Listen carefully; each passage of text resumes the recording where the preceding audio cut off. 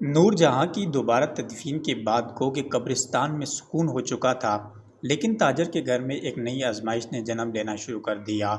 نور جہاں کے والد رات کو سوتے تو عجیب خواب آنے لگتے، بار بار ایک ہی خواب۔ نور جہاں سفید لباس میں کھڑی ہوتی، آنکھوں میں آنسو اور لبوں پر صرف ایک فقرہ: ابو میری قبر کے ساتھ ایک اور قبر کھلی جائے، وہاں بھی کسی مظلوم کی لاش انصاف مانگ رہی ہے۔ یہ خواب مسلسل 3 راتیں آتے رہا۔ چوتھے دن تاجر قاضی صاحب کے پاس پہنچا۔ اس نے رو رو کر اپنا خواب سنایا۔ قاضی صاحب نے کہا، یہ خواب معمولی نہیں ہو سکتا، اللہ کوئی اور حقیقت دکھانا چاہتا ہے، ہمیں قبرستان جا کر اس کی حقیقت معلوم کرنی چاہیے۔ تاجر، قاضی، امام اور چند گواہوں کے ساتھ نور جہاں کی قبر کے پاس پہنچے۔ وہاں انہوں نے غور کیا کہ نور جہاں کی قبر کی بائیں جانب زمین تھوڑی سی دھنس چکی ہے۔ قاضی صاحب نے اجازت دی کہ احتیاط سے اس جگہ کو کھودا جائے۔ جب کھدائی شروع ہوئی تو زمین سے ایک بوسیدہ صندوق برآمد ہوا۔ صندوق کو جب کھولا گیا تو سب کی سانسیں رک گئیں۔ اس میں ایک چھوٹی سی لڑکی کی لاش تھی، ساتھ ہی پرانا کفن اور چند سونے کے زیورات۔ قاضی صاحب کے چہرے پر غصہ اور دکھ ایک ساتھ چھا گیا۔ یہ بچی کون ہے؟ اسے کفن دفن کے بغیر کیوں دفنایا گیا؟ کیا یہ کسی گناہ کا چھپا ہوا راز ہے؟ جب قریبی لوگ بلائے گئے تو ایک بوڑھی عورت زاروں قطار رونے لگی۔ اس نے کہا، یہ میری پوتی ہے، سالوں پہلے ایک رشتہ دار نے اسے ورگلایا، زیادتی کی اور مار کر خفیہ دفنا دیا۔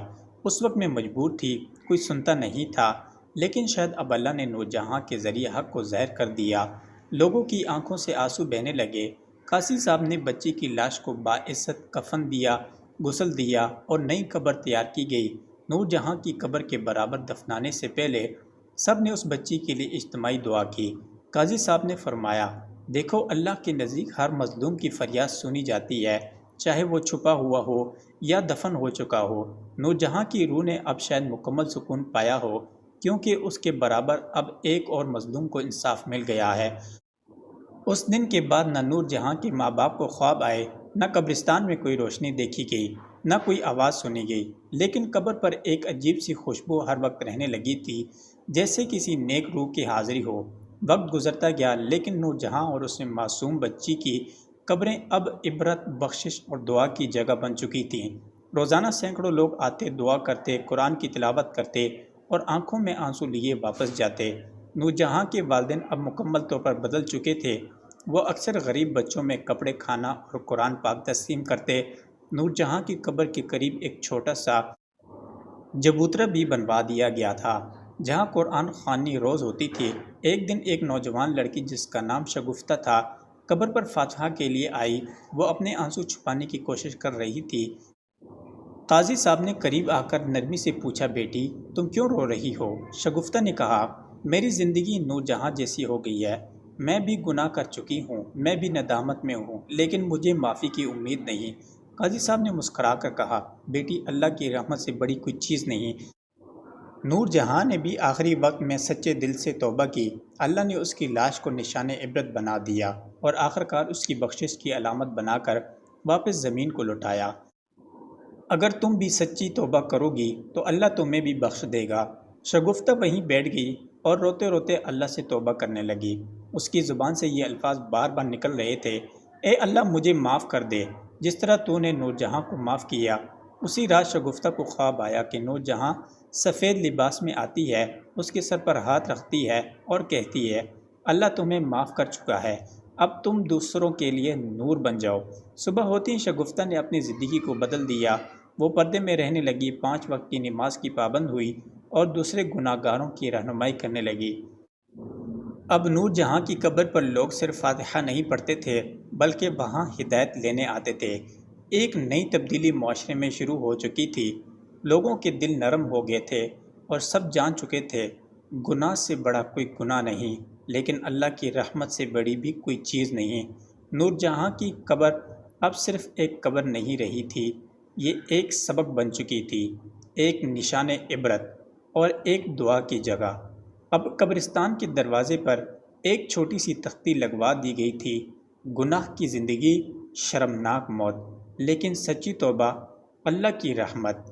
یہ نور جہاں کا واقعہ ہمیں سکھاتا ہے کہ وقت پر لوٹ آؤ، اللہ سب کو معاف کر دیتا ہے۔ اس تختی کو روز پڑھ کر لوگ روتے، سجدے کرتے اور خود کو بدلنے کی دعا کرتے۔ ایک روز تاجر نور جہاں کا والد ایک مولانا صاحب کو قبر پر لے آیا۔ مولانا صاحب نے پوری کہانی سننے کے بعد کہا، یہ صرف نور جہاں کی کہانی نہیں، یہ امت کے لیے پیغام ہے۔ جب ایک ماں باپ اللہ سے غافل ہو جائیں تو نسلیں برباد ہو جاتی ہیں، لیکن جب وہ لوٹ آئیں تو نسلیں ہدایت پا جاتی ہیں۔ اس دن مولانا صاحب نے وہاں موجود سب لوگوں کو خطاب دیا۔ انہوں نے کہا، یاد رکھو، زنا ایک ایسا گناہ ہے جو صرف جسم کو نہیں، روح کو بھی ناپاک کرتا ہے، لیکن اگر کوئی توبہ کر لے تو اللہ اس کی تاریکیوں کو روشنی میں بدل دیتا ہے۔ نورجہاں کی لاش غائب ہوئی تاکہ ہم دیکھیں، سوچیں اور جاگ جائیں۔ لوگ پھوٹ پھوٹ کر رونے لگے۔ کچھ نوجوان لڑکیاں جو پہلے حجاب نہیں لیتی تھیں، انہوں نے اسی دن سے پردہ شروع کر دیا۔ شگفتہ جیسی کئی لڑکیاں جو ماضی میں بگڑ چکی تھیں، اب نور جہاں کو اپنا آئینہ سمجھنے لگیں اور اس کے انجام سے سبق لے کر توبہ کی راہ پر چل پڑیں۔ ایک دن ایک بزرگ نے قبر پر ہاتھ رکھ کر کہا، یا اللہ، جس نور جہاں کی لاش کو زمین نے قبول نہ کیا، آج اسی کی قبر سے ہم سب کو ہدایت مل رہی ہے۔ یہ تیری قدرت ہے اور تیری بے پایہ رحمت کا ثبوت۔ اسی دن تاجر نے اعلان کیا کہ وہ نور جہاں کے نام پر ایک توبہ ہاؤس بنائے گا، جہاں وہ لڑکیاں پناہ لے سکیں گی جو گناہ سے نکل کر ہدایت کی طرف آنا چاہتی ہیں۔ یہ سنتے ہی لوگ اٹھ کھڑے ہوئے اور کہنے لگے، ہم بھی اس کار خیر میں شریک ہوں گے تاکہ نور جہاں کی موت اور اس کا غم کسی اور کی زندگی میں امید بن سکے۔ نور جہاں کی موت کے بعد پیدا ہونے والا ہنگامہ اب تحریک توبہ میں بدل چکا تھا۔ نور جہاں کی قبر پر آنے والوں کی تعداد اب سینکڑوں سے ہزاروں تک پہنچ چکی تھی۔ ہر روز وہاں درجنوں افراد قرآن کی تلاوت کرتے، آنکھوں میں آنسو لیے اللہ سے مغفرت مانگتے اور نور جہاں کی داستان سن کر اپنی زندگی کو بدلنے کی عہد کرتے۔ نور جہاں کے والد جو کبھی دولت کے نشے میں اپنی بیٹی کے گناہوں پر خاموش رہے تھے، اب لوگوں کو گناہ سے بچنے کا سبق سکھا رہے تھے۔ انہوں نے اعلان کیا، ہم نور جہاں کی یاد میں ایک ادارہ بنائیں گے جہاں وہ لڑکیاں جو کسی گناہ میں پھنس چکی ہوں، عزت کے ساتھ نئی زندگی شروع کر سکیں گی۔ اس ادارے کا نام رکھا گیا مرکز نور، توبہ کرنے والوں کے لیے روشنی کا مرکز۔ جلد ہی اس مرکز میں پہلا کیس آیا۔ ایک نوجوان لڑکی جس کا نام ماہم تھا، اپنے بوائے فرینڈ کے ساتھ گھر سے بھاگ گئی تھی، پھر وہ اسے دھوکہ دے کر کہیں غائب ہو گیا اور ماہم بے گھر بے عزت ہو کر در بدر بھٹک رہی تھی۔ اسے جب مرکز نور کے بارے میں پتہ چلا تو وہ روتی ہوئی دروازے پر آئی اور کہا، کیا واقعی یہاں توبہ کرنے والوں کو پناہ دی جاتی ہے؟ نور جہاں کے والد نے اس کی حالت دیکھی اور بغیر کوئی سوال کیے اسے اندر لے لیا۔ مام نے 2 دن تک کچھ نہ کھایا، پھر تیسرے دن وہ رو پڑی اور بولی، کاش مجھے پہلے پتہ ہوتا کہ اللہ کی رحمت گناہ سے بڑی ہوتی ہے، کاش نور جہاں کی کہانی پہلے سن لی ہوتی۔ مرکز نور میں اسے قرآن پڑھنا سکھایا گیا، نماز کی پابندی کرائی گئی اور عزت کے ساتھ ایک ہنر سکھایا گیا۔ 6 ماہ بعد وہی مام جو زندگی سے مایوس تھی، اب توبہ کی داعیہ بن چکی تھی۔ وہ لڑکیوں کو جمع کر کے نور جہاں کی کہانی سناتی اور کہتی، نور جہاں کو اللہ نے معاف کر کے دنیا کو بتا دیا کہ کوئی بھی لوٹے تو اس کا استقبال اللہ خود کرتا ہے۔